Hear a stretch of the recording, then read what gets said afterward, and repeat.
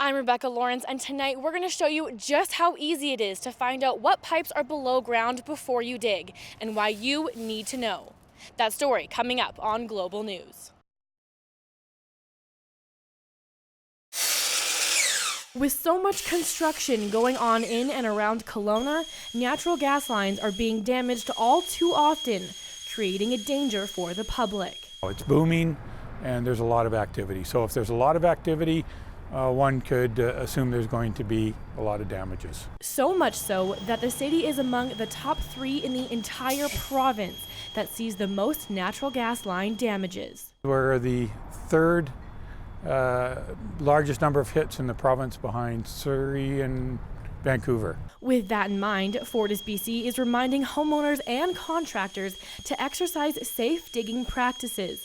That message front and center at a ground disturbance seminar in Kelowna on Wednesday. An important seminar given there were 94 incidents of damage to Fortis BC's natural gas lines in Kelowna in the last year and a half alone. Fortis BC said almost all of these potentially explosive ruptures could have been easily avoided simply by calling BC One Call or Call Before You Dig first to see what's hiding underground.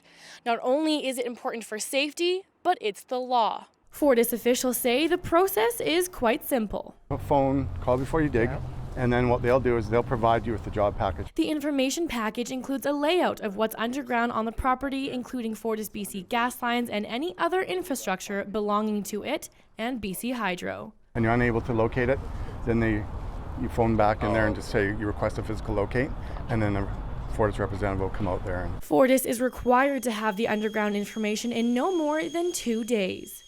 If a gas line is struck, it's not just Fortis BC that responds, it's the fire department that's typically first on scene. So typically we can be there in anywhere from 4 to 8 minutes before the utility company is on scene, and we can provide scene safety. And it's not just broken gas lines that the fire department attends. The ones that are the most dramatic sometimes are when power lines come down. And the dangers associated with approaching a fallen power line or vehicle that has crashed into one were demonstrated at the seminar as well.